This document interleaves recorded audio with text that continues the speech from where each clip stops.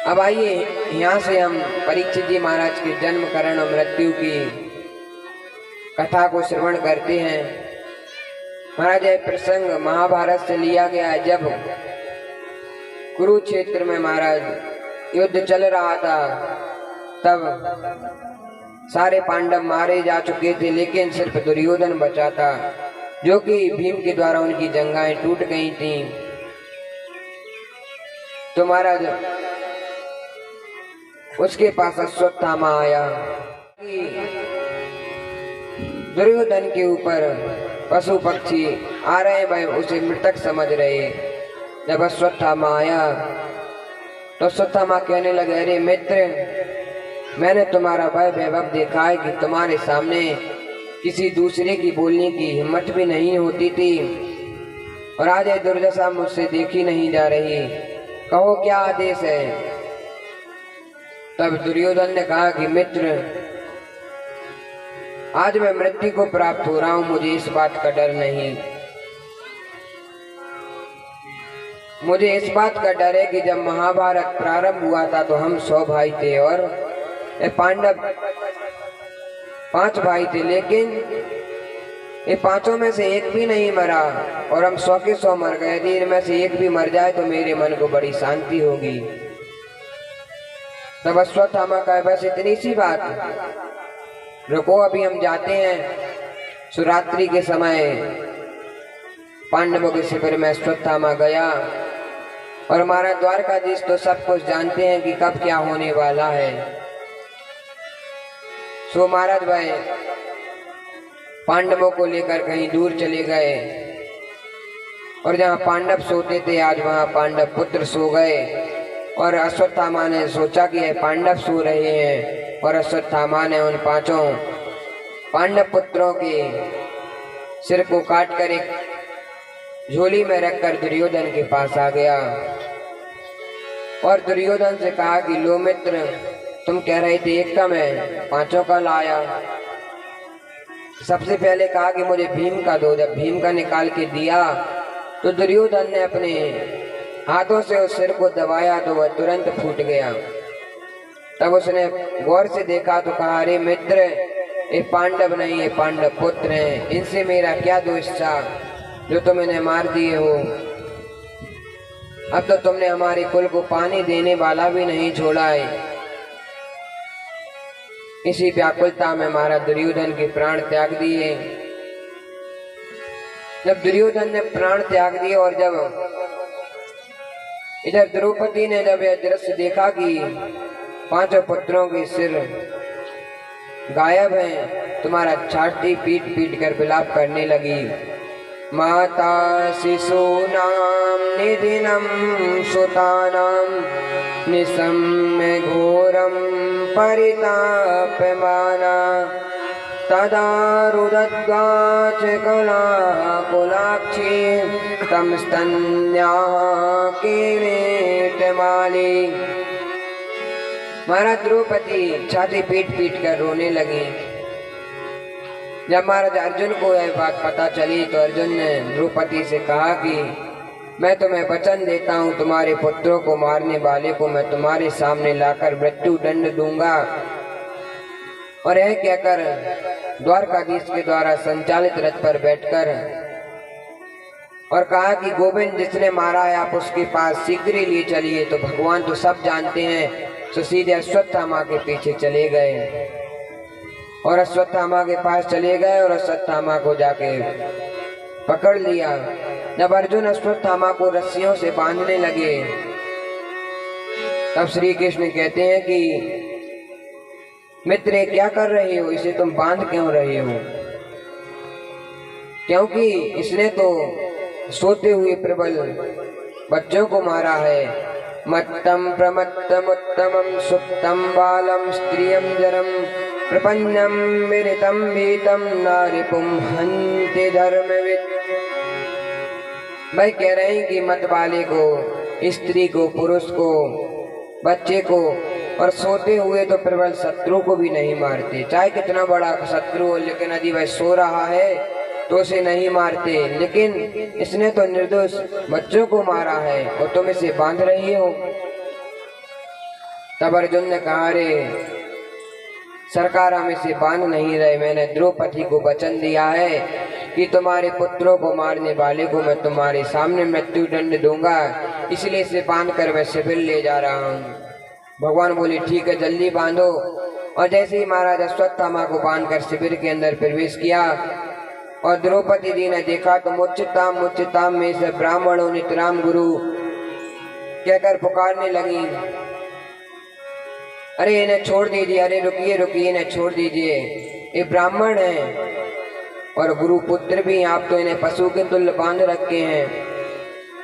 अरे गुरुजी नहीं है तो क्या हुआ, आज भाई गुरुजी अपने गुरु पुत्र के रूप में आपके सामने खड़े हैं और आप उन्हें पशु की तरह बांध रखे हैं। क्या आप गुरुजी के एहसानों को भूल गए?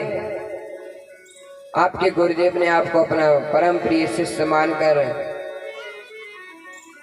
सारे धनुष वेद के रहस्य बताए, सब कुछ ज्ञान बताया और आप वही गुरु जी अपने पुत्र के रूप में आपके सामने खड़े हैं और आप उन्हें मार रहे हो। अरे छोड़ दीजिए, जैसे भी हैं गुरु पुत्र हैं। तब छोड़ने की बात कही तब अर्जुन कहते हैं, देवी तुम क्या भूल गई, इसने एक नहीं बल्कि 5-5 पुत्रों को मारा है और तुम कह रहे हो कि इसे छोड़ दो। तब द्रौपदी कहती है, अरे मैं इसलिए नहीं कह रही कि इसे छोड़ दो, मैं तो इसलिए कह रही हूँ क्योंकि जिस दुख में मैं डूबी हूँ उस दुख में मैं किसी दूसरी माँ को नहीं डुबोना चाहती, क्योंकि मेरे पास तो मेरे पतियों का विलम्ब है, लेकिन इनकी जो माँ कृपी है इनके पास तो सिर्फ एक यही सहारा है, और यदि आप इन्हें मार देंगी तो फिर आपकी गुरु माता पे क्या बीतेगी, क्योंकि इनके पास तो यही सहारा, इसलिए मैं किसी दूसरी माँ को सुख कुल में नहीं डुबोना चाहती। युधिष्ठिर जी भी कहने लगे, हाँ द्रौपदी ठीक कह रही है, जैसे भी गुरु पुत्र हैं ब्राह्मण है, छोड़ देना चाहिए। अब महाराज जब छोड़ने की बात आई तो भीम बोले, हम नहीं छोड़ेंगे। हमारा 2 गुट होगा, एक कह रहा है कि छोड़ दो, दूसरा कह रहा है मार दो। पास में खड़े थे द्वारकाधीश, उनसे जाके पूछा कि सरकार आप ही बताइए कि अब क्या किया जाए। तब भगवान बोले कि तुम कि आतताई कैसा भी हो, लेकिन ब्राह्मण है तो मारने की योग नहीं होता, और यदि आतताई है तो उसे मार भी देना चाहिए। तो महाराज अर्जुन कहते हैं कि प्रभु आप सुलझा रहे हैं कि और उलझाते जा रहे हैं, बात तो आपने दोनों ही कर दी, साफ साफ बताइए कि क्या करें। तब भगवान कहे कि आप तो वही कीजिए जो मैंने आपको उपदेश में बताया था। युद्ध प्रारंभ हुआ था तब भगवान ने उपदेश दिया था, और आज युद्ध समाप्त हो गया तो आज भगवान अर्जुन की परीक्षा ले रहे हैं कि अर्जुन सिर्फ सुनता ही है कि उसको ध्यान में भी रखता है। तो अर्जुन ने ध्यान लगा के देखा कि प्रभु क्या कह रहे हैं कि जदपि जगदारुण दुख नाना सब जाते जदपि जगदारुण दुख नाना सब जाते अभिमाना। जदपि जगदारुण दुख नाना सब जाते अभिमाना। जदपि जगदारुण दुख नाना सबसे कठिन जाति अपमाना। सबसे कठिन जाति अपमाना। महाराज भगवान कह रहे हैं कि माननीय पुरुषों का अपमान कर देना चाहिए, क्योंकि वह अपने अपमान को जितनी बार याद करेंगे वह उतनी बार ही मरेंगे। तो अर्जुन ने अभी वही किया जो भगवान ने कहा। अर्जुन ने कड़ा उठा के अश्वत्थामा के बालों को मोड़ दिया और अश्वत्थामा के माथे से मणि निकाल ली और कुरूप करके महाराज घर से धक्का देकर निकाल दिया। अब अश्वत्थामा से महाराज अपमान सहा नहीं, तो उसने पांडवों के कुल का ही नाश करने की सोच ली। सो महाराज उसने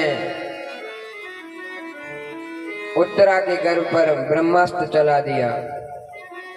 जब महाराज उत्तरा का गर्भ नष्ट होने लगा तो उत्तरा भगवान की चरण में आई और कहती है कि दीन दयाल बिरद संभारी हरहु नाथ दीन दयाल बिरद संभारी हरहु नाथ संकट भारी।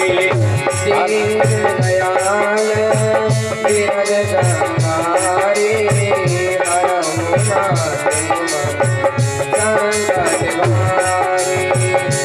दीन दयाल बिरद संभारी हरहु नाथ संकट भारी।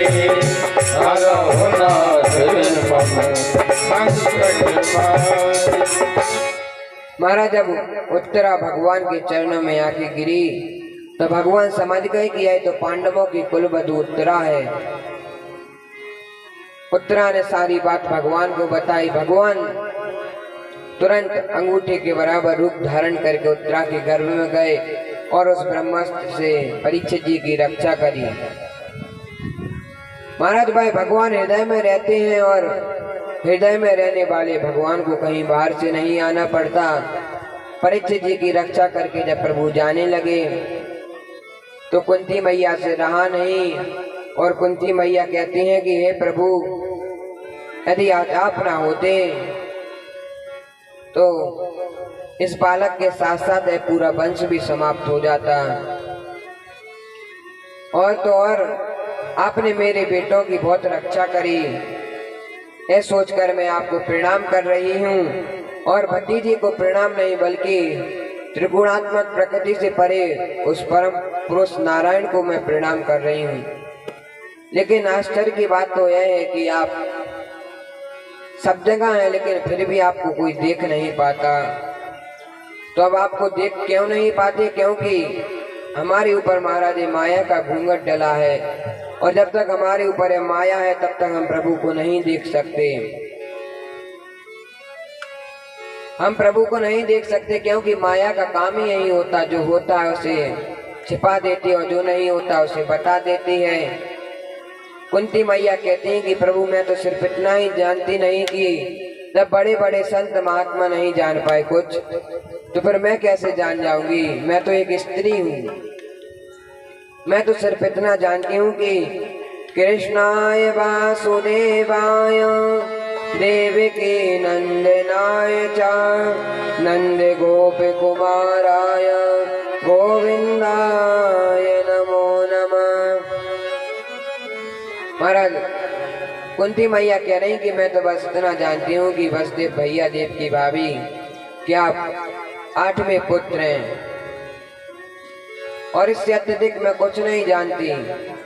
हे प्रभु, जितनी कृपा आज आपने मुझ पर बरसाई, मेरे पुत्रों पे बरसाई, इतनी कृपा तो आपने अपनी माँ देवकी पर भी नहीं बरसाई। भगवान बोले भाई कैसे? तब कुंती मैया कहती हैं कि देखिए प्रभु, आपकी आंखों के सामने ही आपकी माँ को उसके भाई ने विवाह की बेला में बंदी बना लिया, बंदी गृह में डाल दिया। आप सब देख रहे थे, आपकी आंखों के सामने उनके सारे पुत्रों को मार दिया। और जब मैं अपनी ओर नजर डालती हूँ तो देखती हूँ कि मैं एक पति वंचिता नारी, मेरे 5-5 पुत्र और चारों तरफ से उनके काली काल नजर आ रहा है। तो मुझे समझ नहीं आ रहा कि कौन शत्रु है कौन मित्र है। चारों तरफ से काल था, लेकिन प्रभु आपने रक्षा करी। एक बार तो भीम को विष के लड्डू खिलाए, लेकिन आपकी कृपा से वह विष मारक था और विस्तारक बन के आया। गरल सुधारे पुकारल मिलाई, गरल सिधारे करहि मिताई, गरल सिधारे करहि मिताई, गरल सुधारे पुकारल मिलाई, गरल सिधारे करहि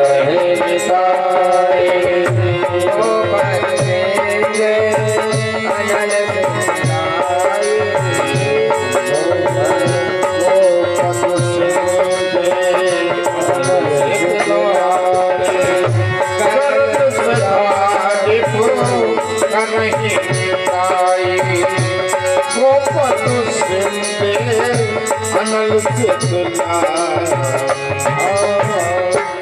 महाराज जिसके ऊपर गोविंद की कृपा हो जाए तो उसके लिए विष भी अमृत हो जाता है, अग्नि भी शीतल हो जाती है और भयंकर समुद्र सागर छोटा हो जाता है। जिस पर गोविंद की कृपा हो जाए। महाराज कुंती मैया कहती है कि जब महाभारत छिड़ गया था तो मेरे पुत्रों के चारों तरफ से काल था, समझ नहीं सकता था कोई कि जिन 20